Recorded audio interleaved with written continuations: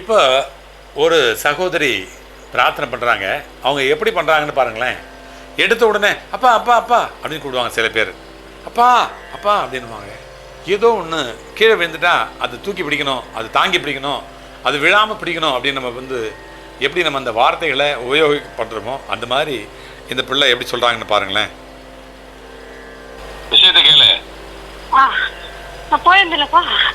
போய் வந்ததுக்கு அப்புறம் அப்பா கிட்ட ஒரு விஷயம் எல்லாம் கேட்டுட்டே இருக்கேன். ஆனா அப்பா எனக்கு பதிலே சொல்ல மாட்டேன்றாரு. அமைதியா இருக்காரு, ஏன்னு தெரியல. சொல்லு நன்றி. அப்பா கிட்ட நீங்க பாருங்க எவ்வளவு பதட்டத்தோடு வராங்க பாருங்க. வரும்பொழுதே வந்து மூச்சு வாங்கிட்டு இங்கேயூர்ந்து ஓடி வந்து பாபா கிட்ட நின்று மூச்சு வாங்கி அப்பா பாருங்கப்பா அப்படின்னு சொல்ற மாதிரி அவங்களுடைய அந்த குரல் பதிவு இருக்குது பாருங்க. வேலை எனக்கு அமைச்சு கொடுத்துருங்கப்பா அப்படின்னு கேட்டுருந்தேன். அவர் அமைதியா இருக்காரு. எப்போ ஏதாவது சிம்டம்ஸ் காமிப்பாரு.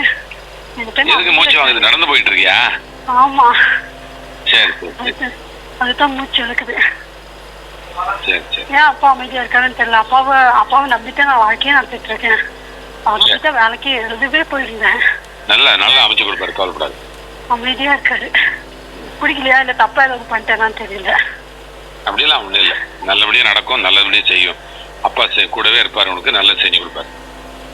கண்டிப்பா. அதுதான் நான் உங்ககிட்ட கேட்கணும்ட்டு. அப்பா கிட்ட நேரடியா பேச முடியாது இல்லையா, நான் உங்ககிட்ட கேட்கணும்ட்டு போன் பண்ணிருந்தேன். நல்லா இருக்கீங்க தானப்பா? பயப்படாத. சரிப்பா. நல்லது நடக்கும், சீக்கிரமா நடக்கும். எல்லாமே நீ நினைச்சதெல்லாம் நடக்கும், கேட்டதெல்லாம் கிடைக்கும். கண்டிப்பா. தேங்க்ஸ்ப்பா. எனக்கு இந்த வேலையில் உட்கார்ந்த போதும் பண்ணி குரூப் 4 எக்ஸாம்ல. சரி, நல்ல ரிசல்ட் வரும், கவலைப்படாத. கண்டிப்பாப்பா. பாய்ப்பா. சரி. ஓம் சாய்ராம். இப்போ நம்ம பார்த்தோம் இல்லையா, இதே மாதிரி தான் நம்ம அமைதியாக இருப்போம். ஒரு இடத்துல ப்ரேயர் பண்ணிகிட்டு இருப்போம், இல்லை தியானம் பண்ணிகிட்டு இருப்போம், இல்லை கொஞ்சம் காமாக உட்காந்துக்கிட்டு எதையாவது திங்க் பண்ணிகிட்டு இருப்போம். அந்த நேரத்தில் திடீர்னு ஒரு ஃபோன் வரும். ஃபோன் வந்த பரவாயில்ல, எதையோ கொட்டிட்டு மாதிரி, ஏதோ பற்றிக்கிட்டு எரியிற மாதிரி திடீர்னு வர்றாங்க பார்த்தீங்களா. அது அவங்கள ஆசுவாசப்படுத்தி போகும்போது, அதாவது அழுதுகிட்டு வரும்பொழுது அந்த பக்தர்கள் அழுது கொண்டு வருகிற அந்த பக்தர்களை சிரிக்க வச்சு அனுப்புறது தான் நம்முடைய அப்பாவுடைய வேலை.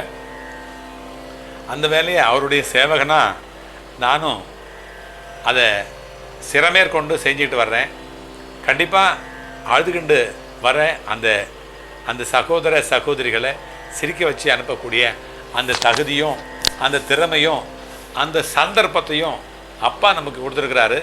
நீங்கள் பார்த்து கொண்டிருக்கிற நீங்களும் கூட அதிலிருந்து மீண்டு வர முடியும். எல்லாராலையும் முடியும்.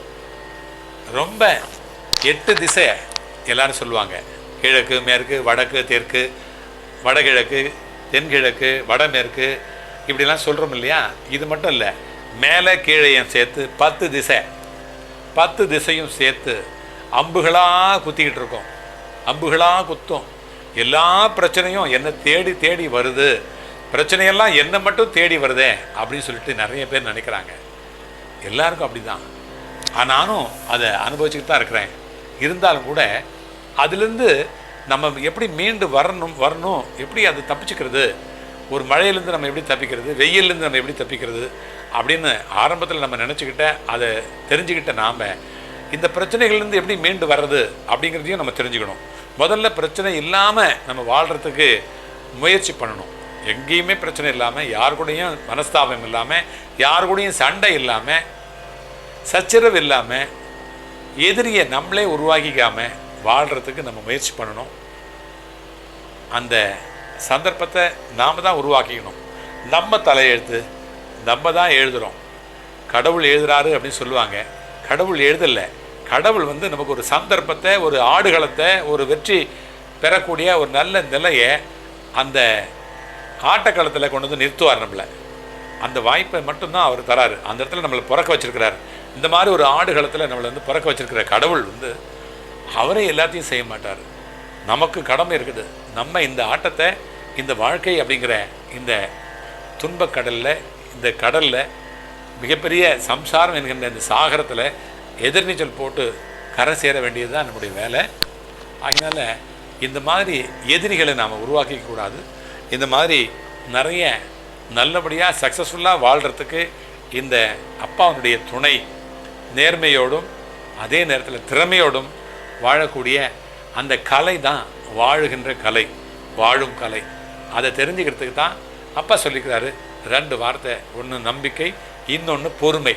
இந்த 2 வார்த்தை இருக்கு இல்லையா, இந்த 2 வார்த்தையை 2 காலாக நினச்சி, 2 கையாக நினச்சி, 2 கண்ணாக நினச்சி நாம் வாழ்ந்தோம்னா கண்டிப்பாக கண்ணா நம்மளை வாழ வைப்பார், கண்ணு திறந்து அப்பா பார்ப்பார். சரியா? இந்த பிரார்த்தனைகள் எல்லாம் வெற்றிகரமாக நிகழணும் அப்படின்னு சொல்லிட்டு நம்ம ஒரு நிமிஷம் பிரார்த்தனை பண்ணி இந்த பிரார்த்தனையை சக்ஸஸ்ஃபுல் பண்ணுவோம். நமக்கும் சக்ஸஸ் கிடைக்கும். சரியா? ஓம் சாயி நமோ நமஹ, ஸ்ரீ சாயி நமோ நமஹ, ஜெய் ஜெய் சாயி நமோ நமஹ, சர்க்குரு சாயி நமோ நமஹ. ஓம் சாயி நமோ நமஹ, ஸ்ரீ சாயி நமோ நமஹ, ஜெய் ஜெய் சாயி நமோ நமஹ, சர்க்குரு சாயி நமோ நமஹ. ஜெய் சாய்ராம்.